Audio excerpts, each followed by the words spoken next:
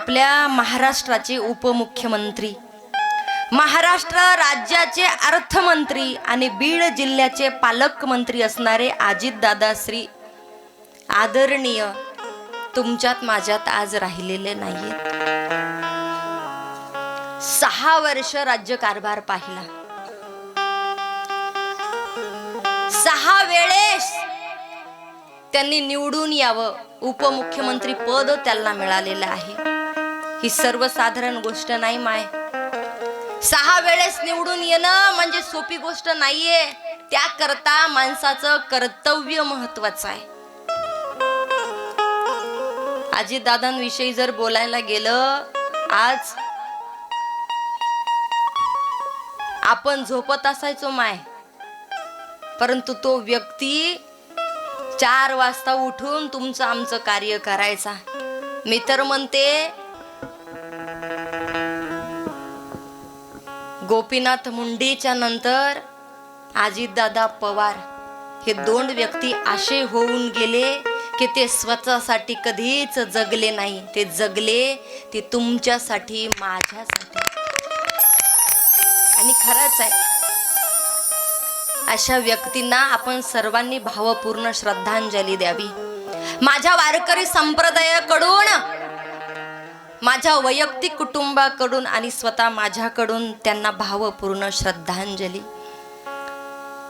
बोलण्याजोगं तर खूप आहे. मायबाप हो, मोठी माणसं होऊन गेली, त्यांनी जीवन जगले.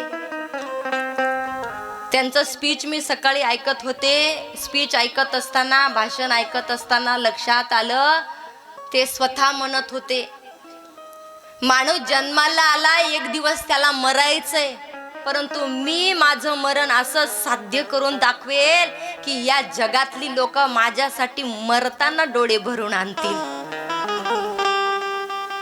स्वतः म्हणावं. आणि खरंच आहे, आज जर विचार करायला गेलं ना माय, आज गोरगरिबांचा वाली म्हणजे अजितदादा आहेत. कित्येक गोरगरिबांना फक्त मुखातून शब्द काढावा, तुम्हाला काय हवं ते स्पष्ट सांगावं, आणि सांगितल्याच्या नंतर स्वभाव असा होता, त्यांच्याच्यानं जर कार्य होत असेल तर लगेच हो म्हणत होते, नाही तर नाही म्हणून टाकायचे. हे काही ना असं म्हटलं जातं. आम्हाला बरेच जण म्हणतात, काय होत आहे, तुम्ही कथा सांगायला आल्या की राजकारणाच्या गोष्टी सांगायला आल्या. परंतु काही व्यक्ती असे जन्माला येतात, ते स्वतःसाठी न जगता जगासाठी जगत असतात. ते व्यक्ती निव्वळ राजकारणी नाही, तुमच्यासाठी माझ्यासाठी देव माणसं होऊन गेलेले असतात माय हो. त्यांच्यासाठी अंतकरण भरून येतं. त्यातीलच एक व्यक्ती म्हणजे आमचे अजितदादा. निघून गेले. असा विषय काढायला गेलं तर काल कथेला येईपर्यंत अंतकरणामध्ये होतं त्यांच्याविषयी 4 शब्द बोलावीत, परंतु बोलायचं काय? कारण की असं महान व्यक्तीबद्दल जर बोलायला गेलं तर माणसाचे शब्द हे निशब्द होऊन जातात. बोलावं काय? कारण की त्यांच्यासाठी बोलायला खूप काही असतं. कितीही जरी शब्द बोलायला गेले तर कमीच पडतात. गरिबांच्या डोळ्यातील आसव पुसणारा हात गेला. शब्दाचा पक्का आणि माणुसकीचा जपणारा आमचा लोकनेता गेला. गरिबांच्या हाताला हात धरावा आणि हाताला धरून त्याला स्वतःच्या पायावरती उभं करावं. एक तो मुलगा बघा यावर्षी बिग बॉस मध्ये प्रथम क्रमांकावरती आला. काय त्याचं नाव? बिग बॉस मध्ये सर्वसाधारण. त्याला बघितलं तर त्याला बोलता सुद्धा येत नाही माया हो. कारण की आज तो छोट्याशा झोपडीमध्ये राहत होता. सहज अजितदादांची भेट झाली आणि भेट झाल्याच्या नंतर स्वतःच्या कष्टाने अजितदादाने त्यांना नवीन घर बांधून दिलं. आज तो मुलगा आज त्या मुलाला जर पाहिलं, त्याचं भाषण जर ऐकायला गेलं तर त्याला बोलता सुद्धा येत नाही.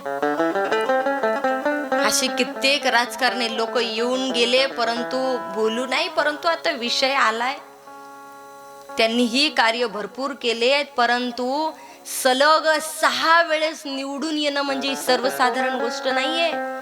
त्यासाठी लोकांचं प्रेम कमवावं लागतं. आणि लोकांचं प्रेम कमवणं म्हणजे सोपं आहे आजच्या जगात? सोपं नाही माय बाप हो. ते प्रेम कमवलं आमच्या अजितदादांनी.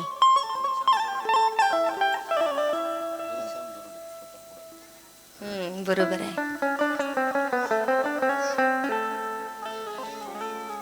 बऱ्याच लोकांसाठी त्यांनी भरपूर कार्य केले. आणखी एक मुलगा घनश्याम दरोडे म्हणून एक होऊन गेलाय. त्याही मुलांनी एवढं सांगितलं माया हो, त्याचे भाषण जर ऐकायला गेलं तर तुमचंही अंतःकरण फाटेल. एक एक शब्द एवढे अनमोल वापरले आणि त्या अनमोल शब्दातून स्पष्ट झालं की अजितदादा स्वतःसाठी न जगता या जगासाठी जगलेले आहेत. एक सांगू, त्यांच्या सोबत 6 व्यक्ती गेले, 6 व्यक्ती टोटल. पोलीस कर्मचारी होते, काही बॉडीगार्ड होते, पीए त्यांच्या सोबत होते. बारामतीला निघाले, विमान लँडिंग होणार तितक्यात मात्र स्फोट झाला आणि स्फोट झाल्याच्या नंतर सगळेजण धावत होते, बघत होते कोण आहे, कोण त्या विमानामध्ये आहे, कोण बघत होते. कोणाला वाटलं नव्हतं की त्यामध्ये नेमके अजितदादा असतील, वाटलं नव्हतं. मागचा पुढचा तपास केला आणि तपास केल्याच्या नंतर लक्षात आलं ही दुर्दैवी घटना समोर घडली की आज तुमच्यामध्ये माझ्यामध्ये राहिलेले नाहीये. आज आपण सर्वजण त्यांना भावपूर्ण श्रद्धांजली देऊ. 2 मिनिटं शांत बसा.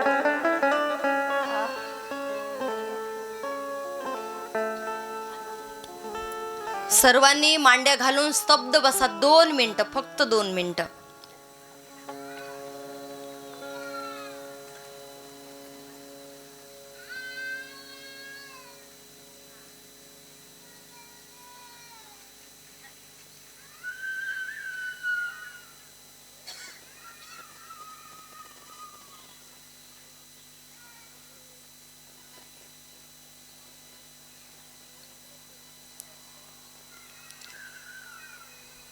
उघडा डोळे. गोपाल श्री कृष्ण भगवान की, राधा रानी सरकार की जय, अंबे मात की जय, दुर्गा मात की जय.